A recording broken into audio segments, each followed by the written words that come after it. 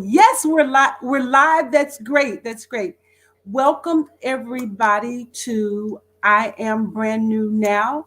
This is Let's Talk. And on Sunday nights we get together and we talk.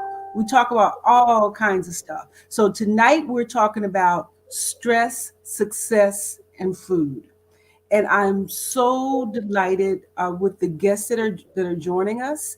And one's already here. We're still waiting on our second person. So while we're waiting and while we're waiting for more people to jump on the call, I'll just give you a little bit of background about why we have these conversations and why these conversations are so important.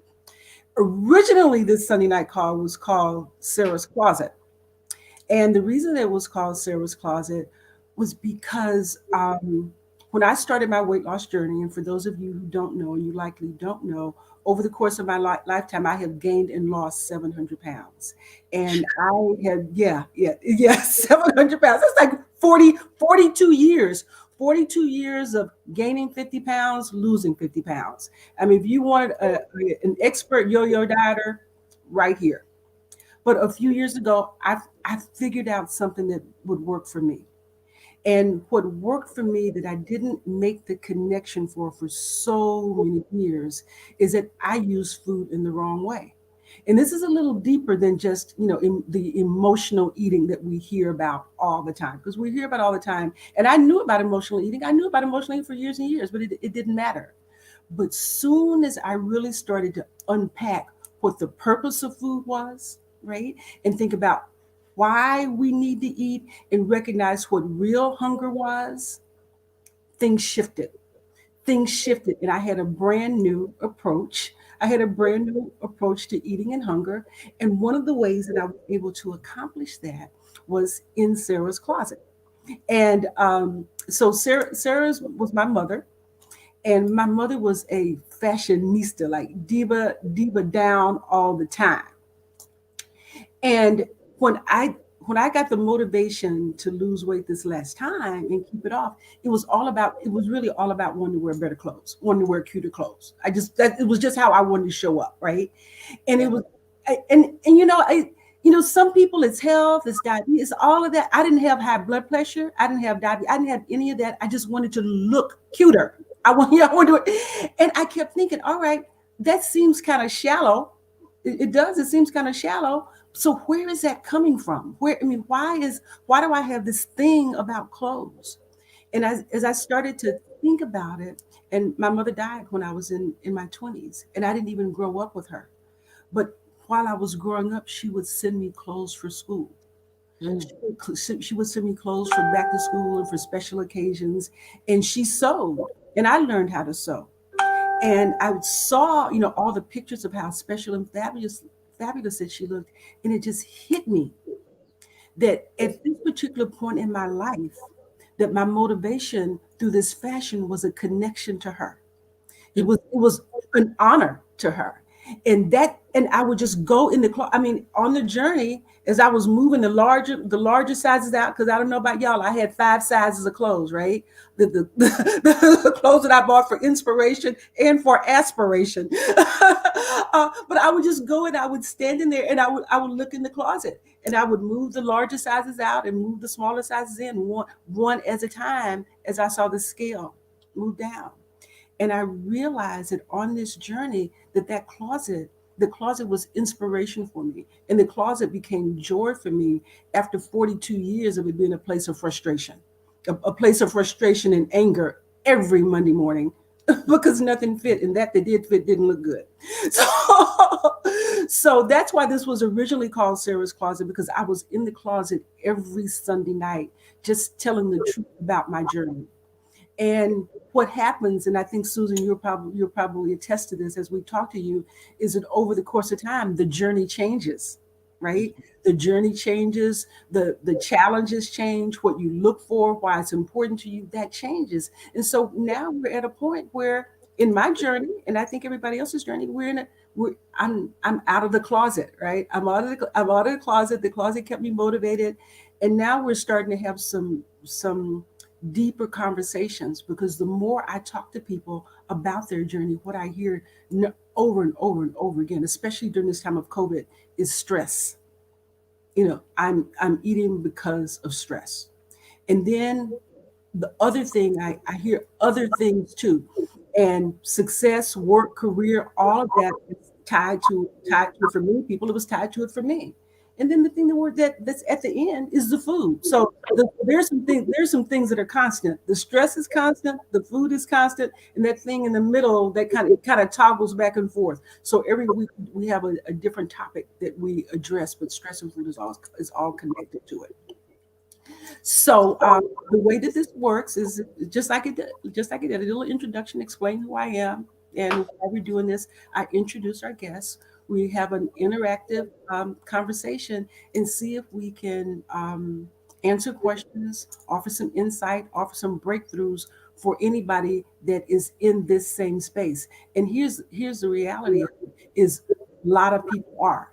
And I talk about this through the lens of a Black woman because, look at me, that's what I am. But what I know is that 4 out of 5 African American women are obese or overweight. 4 out of 5. And that number breaks my heart. That number breaks my heart. And then when we start looking at the general population, the number in the general population is right behind that number.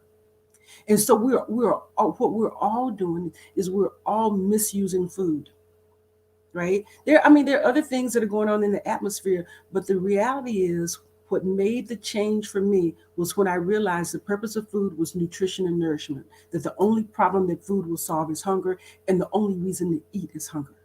And so once we start identifying and even asking ourselves the question, why am I eating this thing now? Is it hunger or is it something else? And then just being okay with sitting with whatever that something else is, and then figuring out the answer. So we say we eat because of stress, but it's not really stress. Stress is just a manifestation of a problem that hasn't been solved, and that's the discomfort. So if you solve the problem, then the stress goes away.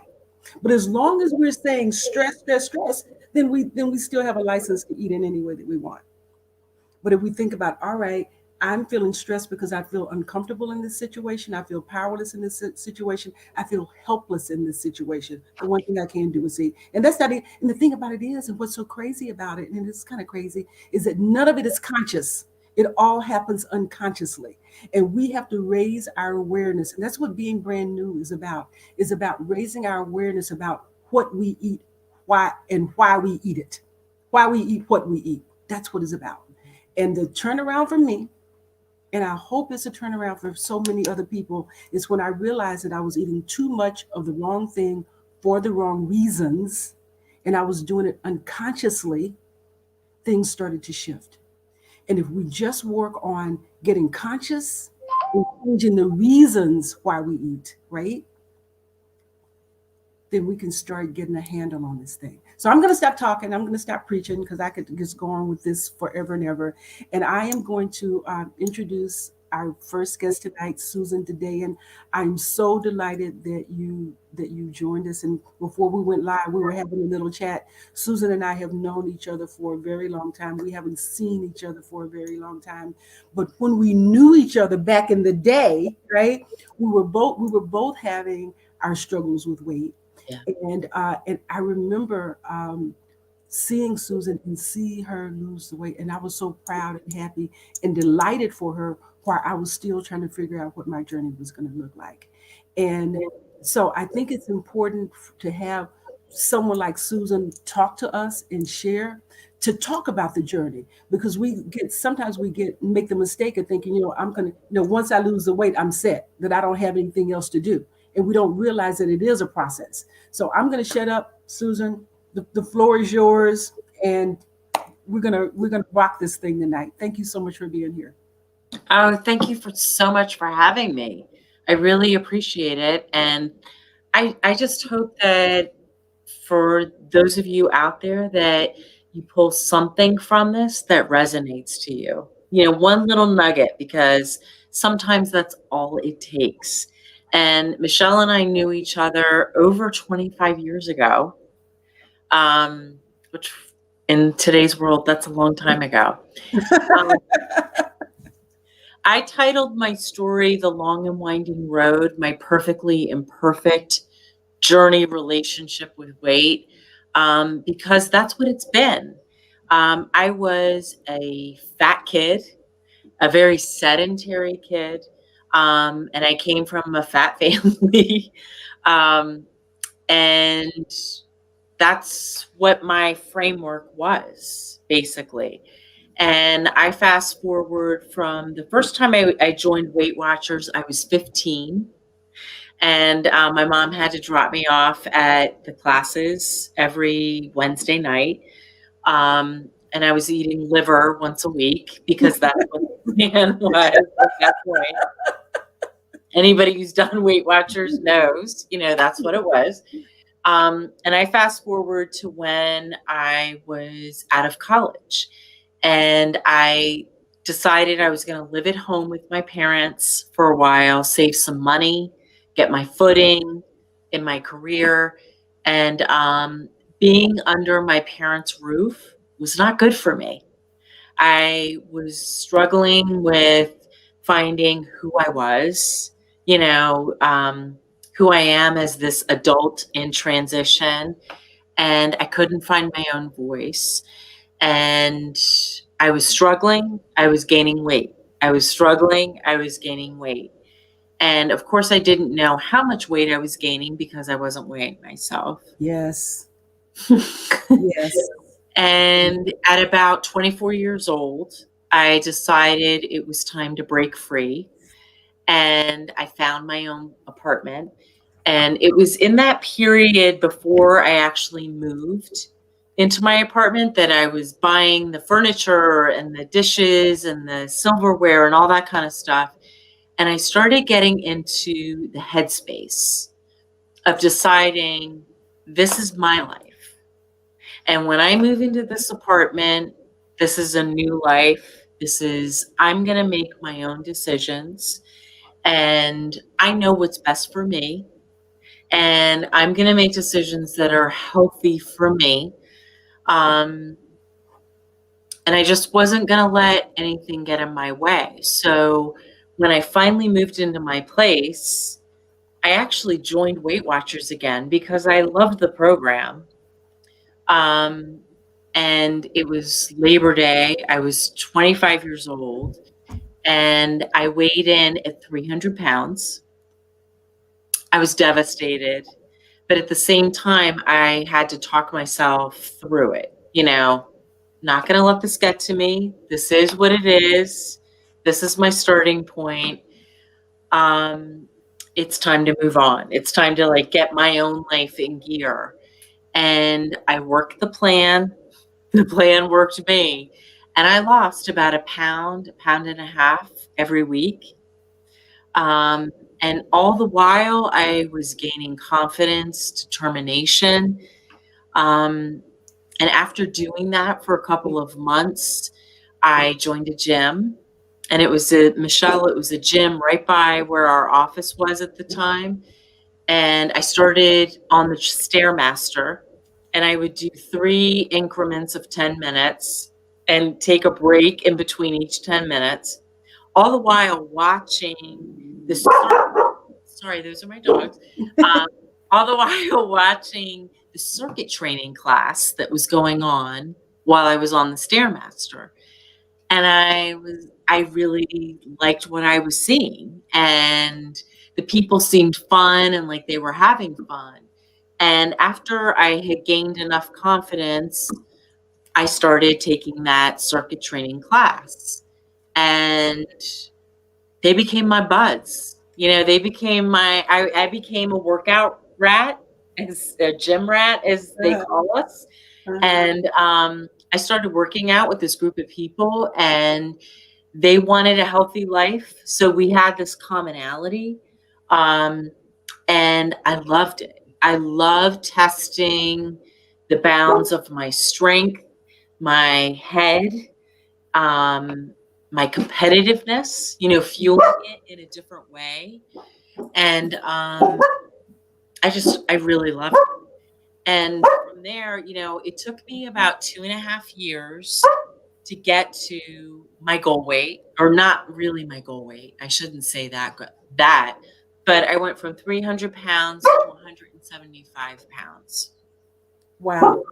I never really knew what my goal weight was because I didn't allow myself to think that way. Mhm.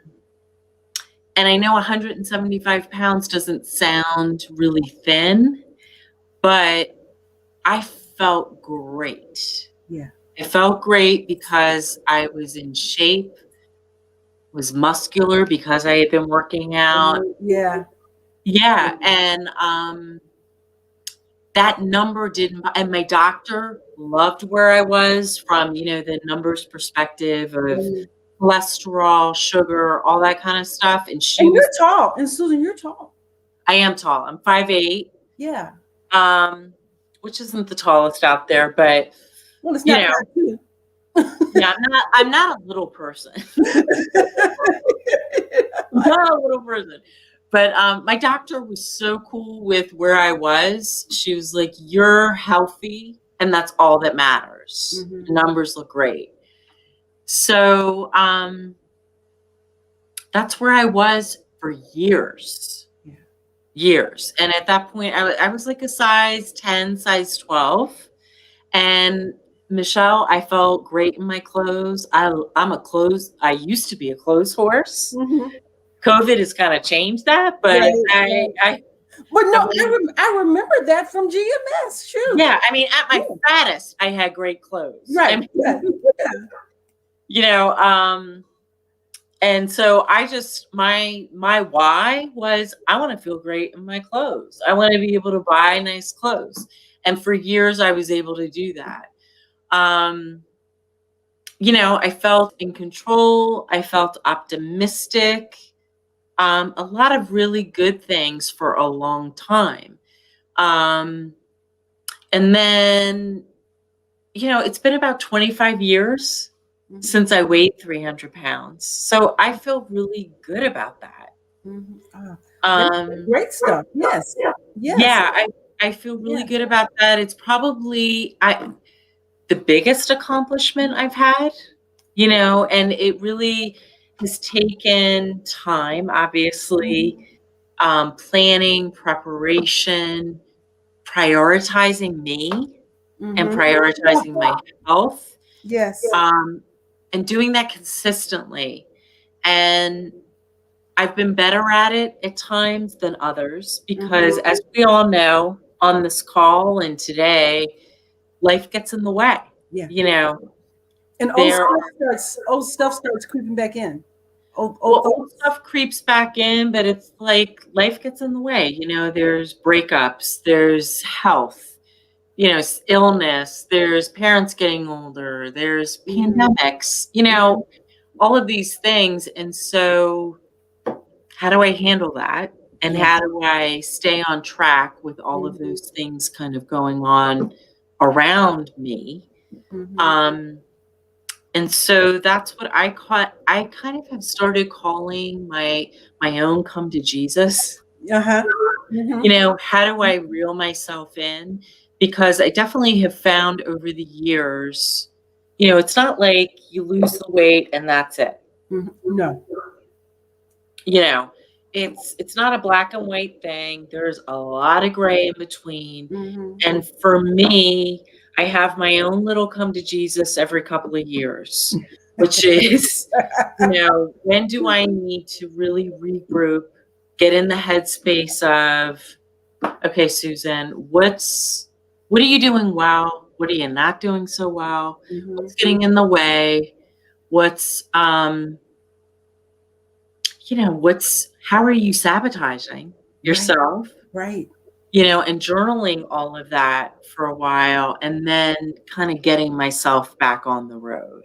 Yeah. Um, so it's a little bit of a balance of, you know, being graceful with myself, allowing myself to kind of go through a pandemic and not be perfect, Mhm. drink a little too much, Mhm. Mhm. order out a little too much, Mhm. and do it under the guise of, supporting the local economy. Susan, what I found, and what a lot of people in the group that I work with, what we find is that sometimes you get your biggest lessons when you kind of fall off the wagon. And, Absolutely. and sometimes the only way to get that lesson is to fall off the wagon, right? Yeah. And but you just don't stay on the ground. You still got to pick yourself back up.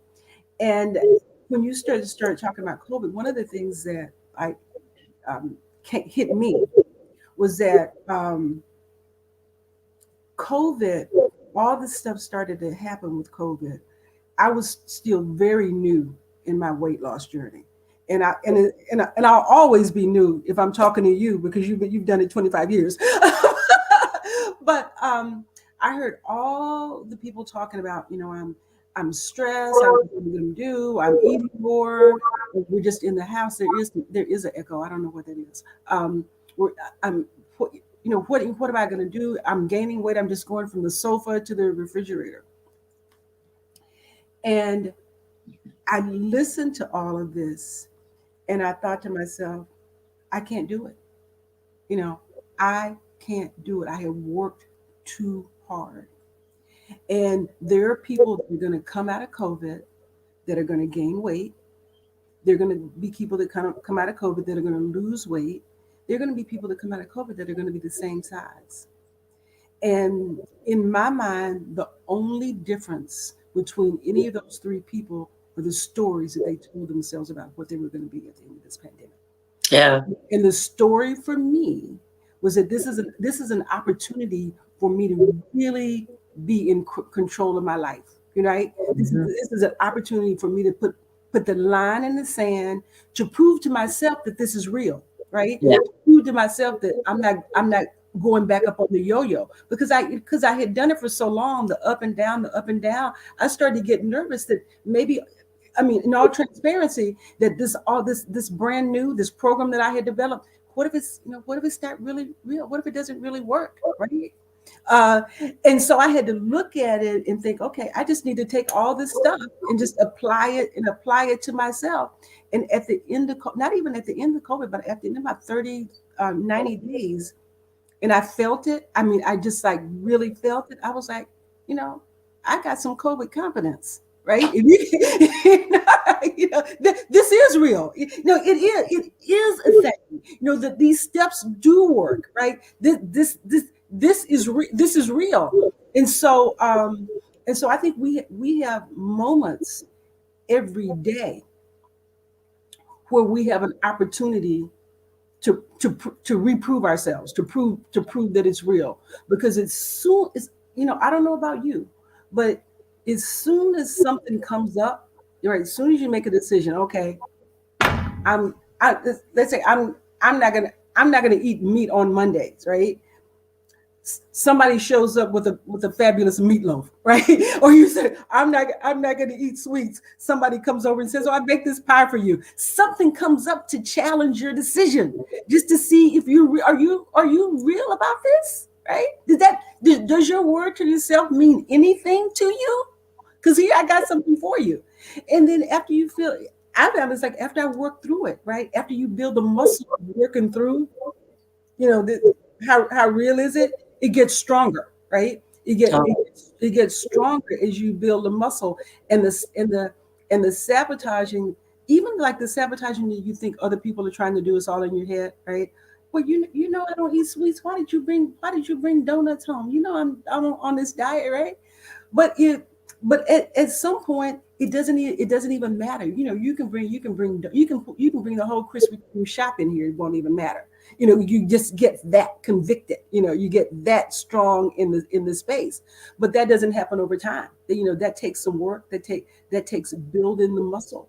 That takes building the muscle, and having a reason, to stay on course. So, but there was something that you talked about, and there were two things that you talked about that I just want you to talk about some more. And that is, as you went through this process, how your confidence Mhm. changed, what it did for your confidence, and the fact that it seems like to me that you took it in bite-sized pieces. You let your journey order your steps, so to speak. You just took it a thing at a time. And I want you to unpack that a Sure. little more. I don't know, Michelle, if that was how I set out doing it, Mm-hmm. but that's how it ended up being. Mm-hmm. Um, and in hindsight, I'm so okay with that because, they always say God gives you what you can handle Mm-hmm. and not more. I Mm-hmm. mean, I think I had some intervention along the way where God was giving me what I could handle in those small bite Mm-hmm. pieces, Mm-hmm. um, to gain my confidence and my determination. And He encouraged me along the way. I definitely feel like God has been with me in this journey. Mm-hmm. So for those that matters to, that's been something I've asked for and I feel like I have gotten. Mm-hmm. Um, and the confidence part of it is that old kind of step at a time, Mm-hmm. day by day, making decision by decision, where choice by choice.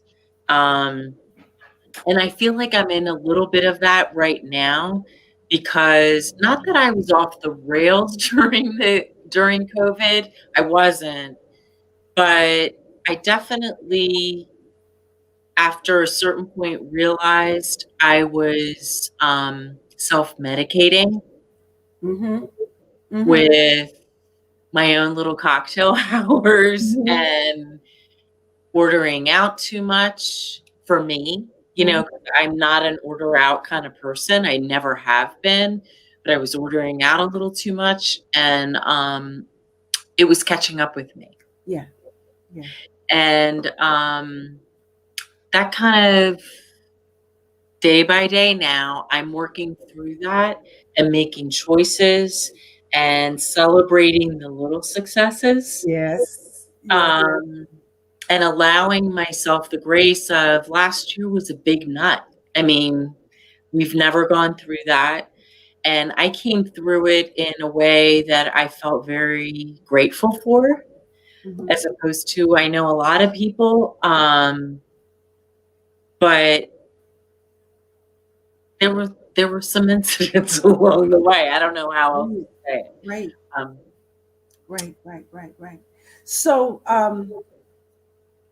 as you talk about, eating out, right? There, what I what I find more and more as I'm in this work and I'm in this space and I look at my own journey is that, and I talk about this, that it's not about the food, it's about the story behind the food, and that I get so, and I felt it myself. I felt it myself because when I went on a program, I went on a physician assisted program, low calorie hormone, doctor directed program. And at the beginning of the program, the doctor said, you're not going to be hungry, right? This is going to kill your appetite, and you need to follow this protocol and blah blah. I'm like, okay, I'm there. And I took my doctor at her word that I was not going to be hungry, and she was right. I wasn't. But what I noticed, and this is when I started to have breakthroughs, was that I wasn't hungry, but there were times when I still wanted to eat. sure. And so that's what like stopped me in my track is that, all right, I'm on this program, I'm doing this. Why is it that I still want to eat? And once I started peeling back the layers of that in where when those situations were, and a lot of those situations came from family situations from when I was a kid, because I was a fat kid too. I get it, right? And food being so associated with love, so associated with Oh love yeah. and family and affection and culture and celebration and all of that. And I'm like, that's what it is. We've got the messages twisted. We've got the messages twisted that we think it's the food and it's not. We think we want the food, and what we want is the family. We want the feeling that that food represents. And once I started to figure out how to separate the food from the feeling, it was like, got it, got it, got it, got it. And I'm gonna tell this story that Colleen loves. um, I used to be this a peach cobbler. If I saw a peach cobbler, I would lose my mind. It didn't matter where we go out somewhere to eat. I'm looking for it. If somebody made it, I'm like, okay, I'll have two helpings of that. Now we'll just put it to the side that I was a sugar addict, right? But if it was just the sugar, any dessert would have done, right? If it was just a sugar, but it was a sugar on top of the fact that it was a peach cobbler. And I started to like sit with that. And sometimes we have to sit with these foods that we call comfort foods, which are actually discomfort foods, really. But we have to sit with it. And I sat with it, and I thought, oh, here's what I got. As I grew with my grandmother, my grandparents. My grandmother was a fabulous cook, right? But she was especially a good peach cobbler cook. And we would I would go out, we had a farm, and pick the peaches. I'd pick the peaches. I'd be in the kitchen with her while she would make the peach cobbler. She'd peel it. It was the whole experience. The whole experience. We're Yeah, talking, it's just me and my grandmother, and it's just yeah, I'm just wrapped in love. yeah, And so what we all are now, and you know it just like I know it, Susan, because you're in advertising, is that what food manufacturers do, they sell the experience around the food, and we get wrapped up in the experience, and we think it's the food that we want. We think the food will extend the experience, and all the food does is extend our waistlines, right? And and the messages get confused, and we don't know how to separate them. And that's the thing. Once we start separating the feelings from the food, the feelings from the experience, and being able to identify that it's really hunger and not just excitement or fun. Because for 42 years, I just ate for pleasure and entertainment. Let's go somewhere fun to eat. How many? Right, right. Let's go somewhere yeah, fun. yeah, And I got caught up. But man, stepping back from it, and then being able to step back from it and deal with what people say when they see you stepping back. That becomes another thing to deal with, the emotions that other people have about you treating food differently. yeah. Oh, Oh, is that that, is that that's is that, is that all you're having? I don't know. Did anybody ever say that to you? I don't know. They say, no. I've definitely had that, and actually, probably a little more with alcohol. mm-hmm, Oh, you're not going to have a drink tonight. You know, and there was definitely a time. I mean, I can't. When I was in the thick of losing my weight, I made choices. I didn't go out with certain friends, or I didn't mm-hmm, go to certain parties. mm-hmm, Um, I was a little antisocial. mm-hmm. And that always didn't go over well. Right, right, right. It didn't always go over well, and I find it harder actually now. Like, it's something I'm working through now, especially as people are getting vaccinated and Mm-hmm. stuff like that. Like, I actually enjoyed not seeing everybody for a while. I could hunker in and really take care of myself. Mm-hmm. And now I'm getting a little like, oh, I got Yeah. to start making choices again. Right, right. But it seems like to me, and you can help me with this, is that what you talked about earlier about being in the gym and the confidence that you gain is like what I felt is that once I started to make different choices about eating and changing my body, my life changed. Yeah. And that confidence of seeing that help me have these conversations with people, and have these Mhm. conversations with people about my own food, my own body, with some authority and some authenticity that I wouldn't have been able to have before, right? Because Well, and I it's do have that confidence. responsibility. Like, Hmm. I'm not one of those people where I can eat whatever I want. You know, I Hmm. or drink whatever I want. I'm not. Right. And I'm okay with that. I just need you to be okay with that. Right. Right. And so here's one of the things. Here's one of the things that I teach is that is to change what you want, right? And to change what you love, right? And food no longer becomes the the gauge, right? And I say it like from the standpoint of like I see these things online where it's like, all right, no fried foods, no ice cream, no this, no that, no blah blah blah blah blah, right? And I think, man, okay, I get it. Ultimately, you don't want to have that. But looking at that list, you just feel angry that everybody else is going to have that enjoyment and you're not going to have it, and you feel deprived, right? But why are we making those things the choices? And I look at it and I see a list like that, and I say, if it says I choose no French fries, right?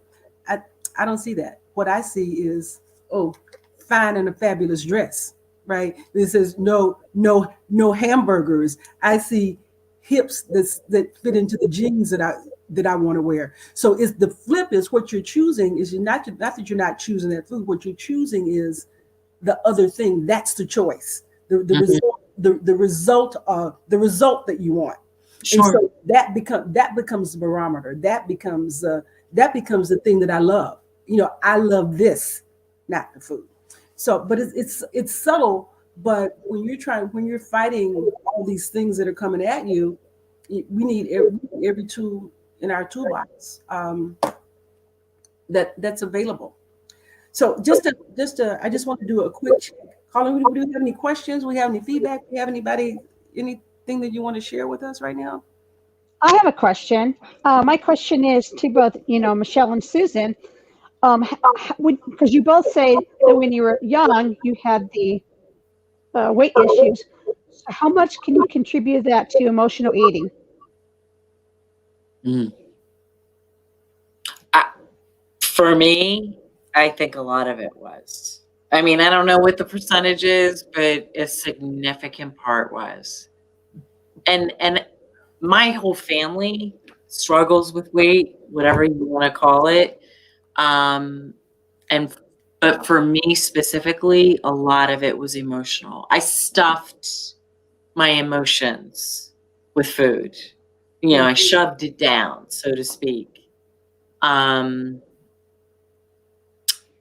and I think I was definitely one of those people. I don't want to make it seem like I was a victim of anything, but I needed to claim my own life. And I hadn't done that until that time frame when I found my apartment and I was moving in.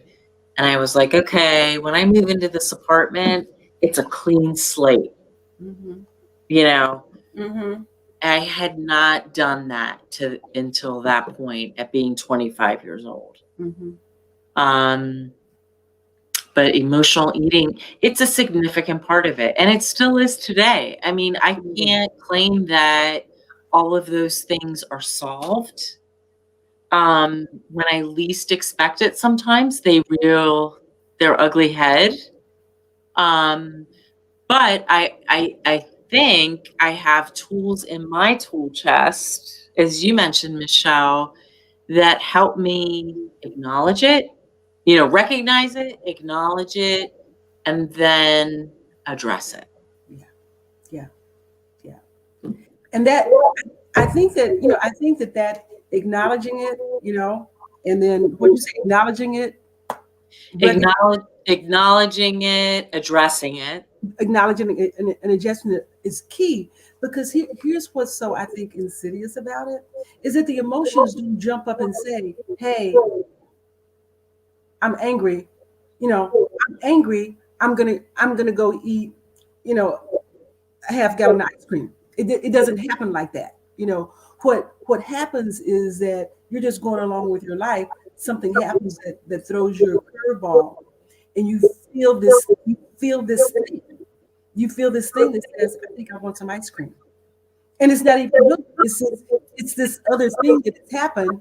And until you get to the point where you, and this is work, until you get to the point where you are just really conscious and you're thinking, okay, and this is with everything you put in your mouth. Why am I eating this particular thing now? Why Yeah. this? Why now? What just happened? And sometimes it's real hunger. Sometimes something has just happened, and we don't get it. We don't get it because the anger doesn't say, or the disappointment doesn't say, or the sadness doesn't say, "Hey, I'm sad." I'm mad. It just doesn't jump out like that. It's just you feel the thing, you you say it's hunger, it's not, and then you go eat. Well, I can tell you, like during 2020 and all craziness, I I think I mentioned this before. I was feeling very grateful. I have a job, I have a home. My job is actually thriving. Like there's so many people suffering out there, and I'm not one of them. Mhm. So I felt like, and I'm resilient. I can kind of, figure things out in a new way. And one of my clients, Michelle and I are both in sales. One of my clients said to me, it's okay if you're not okay. Yeah. And I think I started to cry. and I was like, I think I'm not okay. Like, this is a lot. Yeah. This is a lot right now. And being able to have that moment is so important. Yes. Yes. And Where, no, go go ahead. ahead. I mean, Go but ahead. no, the thing is like, okay, so you cried instead of, eating 2 bags of French fries, right? So, but in the old days, that could be a real thing, that Right, right. or not even to acknowledge, you have to be okay, Mhm. that things have to be all right. And you mentioned this in sales, and I write about this in my book, is that people used to say this to me all the time, and I don't know if they say this to you or not, Susan. Oh my God, you're in sales, and this was like 100% commission, right? In drawing all that, but you're in sales. That must be so stressful. And I used to say, oh my God, no, it's not stressful. I love my job. I didn't understand that they both could You exist. both. Yeah, no, no, I love my job. It's Yeah. not stressful. But here's what I didn't get is that we're before COVID, we're out driving to appointments. We're going from appointments to appointment, and we're at gas stations more often than the average person because we're filling up the car. And I'm telling you, Susan, once I started to peel back the layers, what I realized was that I never went to a gas station and filled up my car without getting a bag of something, Ah, whether it was chips, popcorn, peanut, something. It was. I mean, it just be, and maybe it might have happened in the beginning that I was hungry and I because I hadn't had lunch or something, and I actually did. But after a while, it became routine. It became part yeah. of the, just bags of stuff in the car. And then I realized, no, of course I'm not stressed. I'm not stressed because I'm eating it. I never felt it. I never felt it because I'm eating at all the places that we go to eat when we're taking out clients, we're doing all that kind of stuff.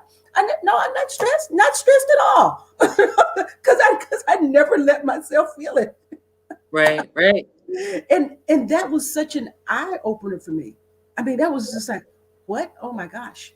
Um, so I'm glad you brought that up. I'm glad you talked about that. Archery, I see you on the call. Archer, you have a questions. Sometimes you have questions, sometimes you don't. Don't feel like you have to ask a question if you don't want. If you don't, or if you're just soaking in the good vibe, that's cool too. But I do want to make sure that if you have any questions that of Susan, she can address them. If you have a question of me, we're able to answer whatever question you might have. Yeah, no, I was just listening to what y'all was saying and still trying to navigate through this process to where I am. And I guess that's where I'm still so confused in my journey because, like some of the things that you just expressed, like for example, like you said that you had a habit of, buying something. Well, I made a resolve years ago That's why I use my credit card so I wouldn't have to go in the store to buy anything. I made those different type of commitments. It's And smart. yeah, and when I was a child, weight wasn't an issue. I was thin. But I've been struggling, as you mentioned, a number of years, and so at my highest weight when I started looking into losing weight. I have not gained all the weight because usually when you lose weight, you gain that weight and some more. I can say that I'm not at where I need to be, that the doctors want me to be, I should say, but I have not gained all the way back to where I was, even though I get close, but it's not that and then some more. So I'm happy that I achieved that, but I'm still trying to figure out, I guess, where, because I don't go out and buy junk. My husband, he buys stuff, but I've asked him not to bring it, and he'll takes him a while. He doesn't bring it, so I'm still trying to just figure out where I am, I guess, Hmm. so that light bulb goes on. But as I expressed to you, Michelle, in some previous things, is I think it's some emotional things from childhood, not associated with cooking, but it's just other things that traumatize that I think that still resurfaces. And so still going through that struggle until I don't think till you get through those struggles, I think it's still going to be an up and down. It's not necessarily about the weight. It's more internal than Right. necessarily what the scale is, because my numbers, the cholesterol and everything is good. And the doctor said they're pleasantly surprised despite the weight. But that's why I say it's just I'm trying to figure out really where I am. And you know what, Audrey? Don't underestimate how important that is. Right. That your numbers are good from the doctor perspective. Like that matters. That really matters. And that means that you're doing something right. Yeah, Yes. yeah. So Yeah, well they say the I numbers are good, but yet at the same time they want the weight to be down. Hmm. So that's where you get the kind of the yeah, confusion, because my cholesterol is like 167. Hmm. that's You know, great. my A1C is 5.5. Just different things like that. Hmm. So that's where I would say I guess it's just the stressful is that the scale is not where they want you to be, and it's kind of and it does cause stress because you're working out. Like I was telling Michelle, I was working out, doing strength training, all of that to about August of last year, and anyway, but the weight still wasn't going anywhere. But that's like I say, I'm just kind of trying to find out where that light bulb, it has to hit me where I need to be. Hmm. And that, what you're doing the right thing, right? And here's what the right thing is. The right thing is don't ever quit. Even Yeah. even even when it gets hard. Even when it gets hard, it's just you just don't ever quit. And you what we have to do, part of the journey is figuring out what works, because certainly, you know what you know what worked when I was 25 wasn't working when I was 60, right? So it all shifts, and that's part of the energy, attention, and time that happens when we choose ourselves. So Archer, you are, just by the fact that you're on these calls every Sunday, that you're staying in the game, that you're looking, that that's huge, because there's so many people that don't. And what Susan talked about, 1 pound a week, a pound and a half a week, man, you do a pound and a half a week, a pound a week, at the end of the year, that's 50 pounds. Who in their right mind is not ready to lose 50 pounds? So it's just staying in it. When you don't, here's the thing, when you don't feel like you're making progress, when you're confused, that means a breakthrough is on its way. So you got to look at the confusion, like where I am right now. It's because you're trying to push through. And so the confusion is, quite frankly, a good thing, because the confusion, once you're on the other side of it, you're gonna have clarity that's gonna move you beyond where you are. So hold on to that and just keep pushing through it. So I'm going to shut up. I'm going to let Thank you. I'm going to Thank you. introduce Nett. I am so happy to see you. So I'm so glad that you have jumped on the conversation. And everybody, I've got to tell you how I know her. All right, we have never even talked. We have never. But I feel like I know her. I know her because I saw her before and after pictures, and I read about her journey in a weight loss group that I'm in. And what I found along my journey was listening to other people and seeing other people's successes was what helped push me through. And so many times we feel like we need to do it on our own. We need, we feel like, we can't reach out. We feel like we're alone in the battle. I don't, Nett, this is my first time seeing you, but I call you a warrior angel. Susan, earlier you were talking about faith in God and God pulling you through. I think God sends us warrior angels on this path to keep moving us through. So Nett, I want you to share your story with everybody that's listening. I'm so happy to meet you and see you. It's And nice to meet you also. Well, my journey is all my life I've been plus size. And when I was younger, it was nicer and curvier. And as I got older, with my eating habits, cooking, working, career, I just started children. I let myself go. And when the pandemic happened, I decided to take up jogging. I've never run in my life. And I remember feeling some type anxious, anxiety. I couldn't sleep. And the Holy Spirit was like, jog, do some exercise, and that's going to help you rest better at night. Because I had started meditating and I was doing baths to kind of calm me. And I went and bought me this really cute jogging suit. And I left out the house and my son says, Mom, where are you going? I said, I'm going for a run. I ran half a block. I came back and I said, whew, I am exhausted. And he says, you just left. Just do it. So I came back to the house and I felt so discouraged. Well, I've been in this weight watching online, this group for probably about a year. And I've just been watching other people lose weight. And I went home and I started looking at everyone's journey. And in my discouragement, and I listened to how they were talking about they were doing their exercises. And I said, you know what?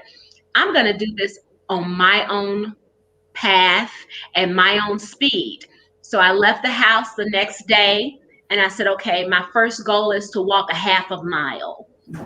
And I walked a half a mile and I said, well, I can only jog a half a block. So I'm walking a half a mile and I'm jogging that half a block. Well, now it has turned into 3 miles. And that is consistent without even stopping. And I was just like the lady just mentioned when she said the weight loss, just losing it. And mine was very gradual.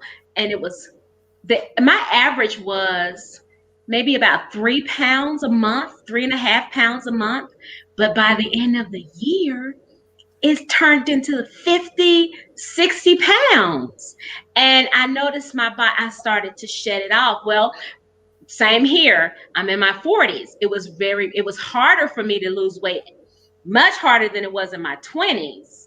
And I'm going to the gym now. So I've taken up weightlifting and toning my muscles. And right now I'm not losing weight.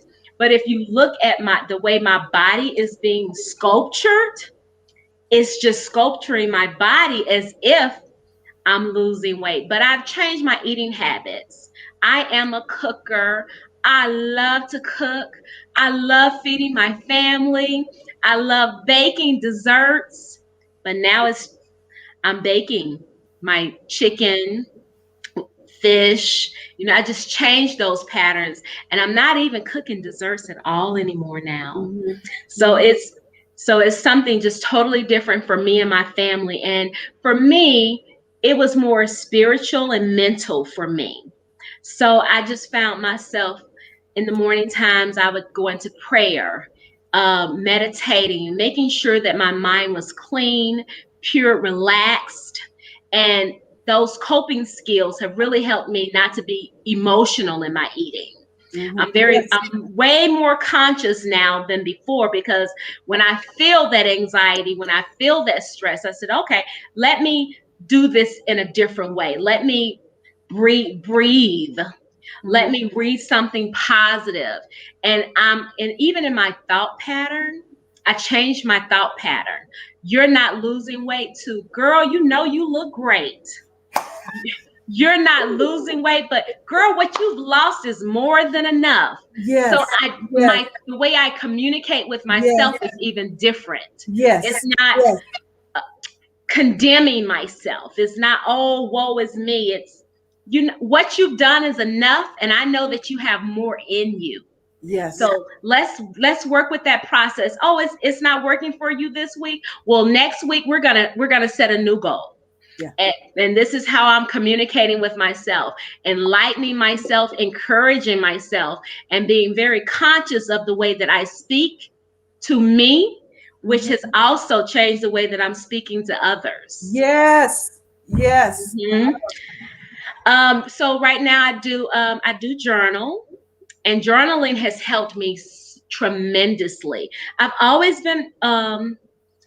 journaled. I kind of stopped a little bit later, starting a business, working, but I started back journaling. And it allows me to know where I am emotionally in my life. So when I write my thoughts down, it allows me to go back maybe next week and reflect of, oh, you know what, you were feeling this. And perhaps this isn't the reason why you were able to focus so much on your weight. So balance this right here out so that you can start this new thing today or tomorrow, as soon as possible, but just not putting it off too long.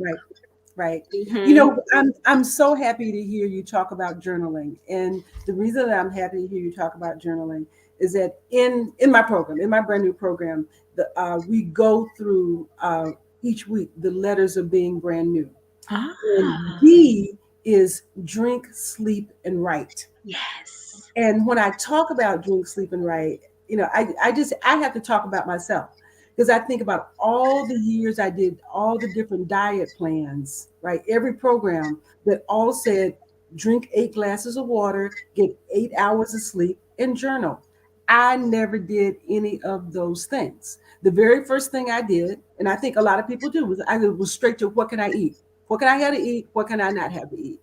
And on this last round, when it was about approaching it from a new way, it was like, all right, the old way wasn't working with any sort of permanent success. Drink, sleep, and write, there must be something to that. It is. What I realized and what I determined was, when we drink the water, when we get the sleep, when we journal, it helps us manage everything else. Those 3 things are the most important things to do before you do anything else, because sleep and water and journaling help you make better decisions. They help you. They help you feel better about yourself. You have to sleep so you can process the toxins out of your body. You know, that's because obesity is a disease, right? Yes, and rest is what helps us cure disease, right? Yes, well, we need all 8 hours of that. Water is what flushes all the fat out of our system, right? In which a lot of times we eat because we're thirsty, right? We're confusing thirst with hunger, right? And I know this because Susan, I was like hanging out at happy hour, tossing back 3 glasses of wine because I hadn't had water all day. So I was trying to get hydrated with wine. How crazy is that? So, but once I made the mental shift that these are the things that need to move up to the top of the list. These are the things that are important. Then it was easy. It was easier to make smarter choices and have better impulse control, right? Yes. All of that was so important. And even with the water, I can't drink straight water, so I have to put lemon in my water. And I carry around my container every day. I take it to work with me. I even take it inside of the restaurants when I go to the restaurants. I carry this container of water with me every day to be sure to drink it all day long, everywhere I'm going. So Nett, tell me, how do you stay motivated? Well, Because if you're in that group, we're in the same group. That's where I saw you. I yes. see so many posts with people having these issues with motivation. Yes, I'm a self encourager. Uh-huh. Like I said, I really do a lot of communicating with myself. There are different methods that I have, such as I do post-it notes, and I write post-it notes and I put them up in my bathroom. uh, Depending on whatever I'm going through, whatever I need, and I will put that note up, and it'll say, "Your goal this week is 2 pounds, and we're gonna be happy. We're gonna," and I read that same over and over again, and I find that when I put notes up and when I speak to myself a certain way, it mentally, as I said, it mentally shifts my thinking and it allows me to feel encouraged within myself. So, those are the notes that I put up, the journaling I do, and the music that I listen to is encouragement to me because weight loss is so mental and emotional. Yes. I am very protective, especially right now. This is a season of my life where I need to protect and be able to bring comfort to me to better myself. And so certain things that I know that are going to trigger me emotionally, certain people that I know that it's not going to bring that insight of, hey, you can do better, you're doing great, let's go out to dinner. I have to shift myself away from them. You Mm-hmm. know what? I would love to go out to dinner with you right now, but that's not something that I can do because I'm on this different path at the moment, but I'll get back to you as soon as possible. And I have no problem with saying that to them. Or I would love to spend some time with you. I'm not able to go out to dinner, but you know what? Whenever, can you go walking with me? Let's schedule a date that we can go walking together. So Yes. I shift that Yes. relationship Yes. with my Yes. friends also. Yes. And Yes. the ones that really want to spend some time with you, they will say, "You, yes, Yeah. that's a great idea. Yeah. We can go for a walk together." Yes. And there's a lot of talking with women that can be done when you guys get together and we're just walking. Right. Oh man, you said so much in that, and I will tell you, I have just a personal story, a personal example. And Susan, we were talking about this before when we were talking about COVID.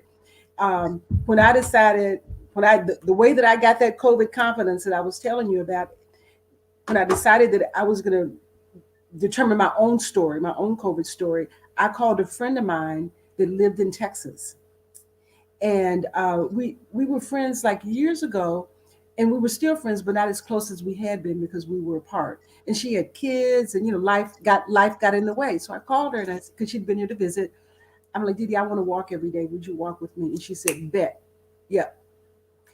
And we walked every day for 90 days, calling each other on the headset, walking and talking, catching up, and rekindled this friendship, this relationship that had kind of moved into like a different kind of space, and it just catapulted. She ended up losing 16 pounds, right? And it was just what you said, is that we attach so much to food, love and Yes. friendship Yes. and fun and all that.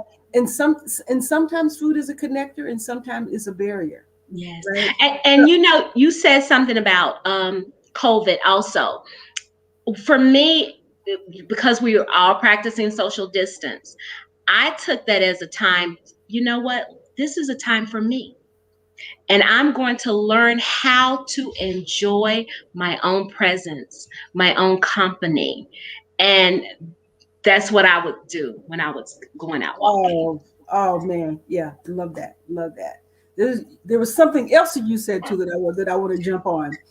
When your responses, your responses to people that wanted to engage or have you go out and whatnot, is that in just the shifting of the thinking, because we've all heard this, at least I think we've all heard it, this the thing that applies to eating and working out and getting a new body, the 80-20 rule, is 80 Yes. 80% Yes. what you eat, 20% workout. I think it's first is 100% mental, because until you do the 100% mental work, you can't do the 80-20. So it's really actually 180-20. Just for your own edification. But in the program, in brand new, the second N in brand new is no is the new yes. And in the training, I teach people 100 different ways to say no without saying no. And there's something about us sometimes that we don't want to hurt people's feelings. We're grateful that they offered something to us. There's all sort of things that have us ending up eating when we don't really want to, or eating for reasons that don't have anything to do with hunger, because we don't have the language to say, we feel like we don't have the language to say no in a way that gets our needs met, right, and get theirs met too. So I'm so happy that you said that. And if anybody's listening and you want a copy of those 100 ways to say no, just email me. My email address is up there, and I'll send them to you, because after you say it, and sometimes it's just not even no. Sometimes it's just a delay. Not right now. I don't have kids, but I remember being a kid and how many times no meant not right now. Right. Your parents were tricky like that. Right? Not right now, maybe a little later, and then you go off and you forget. But the answer was still effectively no. So that is just really good to have the language to be able to use when you're on the journey, and then the confidence to use the language. Yes. We're a little after 8:00, and I want to be respectful of everybody's time. I want to just thank you all for joining in this conversation. I want you both to come back, because I know you have so much more to share. Because this success in food is going to always be with us, right? And whatever we have a conversation about right now, 6 months from now, the conversation is going to be different, because the time has changed, the circumstances have changed. So, like I said, I'm so proud of both of you. I'm so delighted to share the space with you, and like that. I mean, if you have some parting words, I would love for you to share them with who's ever watching. And Nett, I need you in the group. I need you in my Facebook group so you can share your goodness, all the old pictures and all the stickies and things. Join the group. Okay. Right. Yes. See, now I put you on blast. You said it in front of everybody else. I got proof. Yes, I will. I got proof. All right. Any parting words, any parting thoughts? I would, love to share. It's a process. It's a process, and let yourself go through the process. Good, bad, and ugly. All of it together. Yep. Someone told me years ago, self-definition is a process. And I quite, it was in my 20s, and I didn't understand what it meant. You don't get it until you get older. I mean, that's the shame of it all. Right. Yeah. You gotta go through some stuff. You gotta go through some stuff. And Nett, come on with it. I know you got something else you want to put out here. I think right now I just would like to leave with, this is a journey that we don't have to rush ourselves through, and to just learn how to engage in it and enjoy the process, and be present in yourself and the desire where you want to see yourself. Mm-hmm. And it'll all come to pass. Mm-hmm. Yes. I love that. Good stuff tonight, ladies. Thank you so much for joining us, for sharing your journey. I know you have made a difference. I know you have made a difference for somebody that is watching. And so your encouragement is so appreciated. We'll be here live next Sunday at 7:00. Okay. And yes. We're doing stress. I think it's stress, family, and food. Stress, family, and food next week. Okay. I'll see you ladies next week. Absolutely. Absolutely. We'll be here. We'll be here. Yes. All right. Thank you all so much. Good night, Thank everybody. you. Good night. Bye-bye.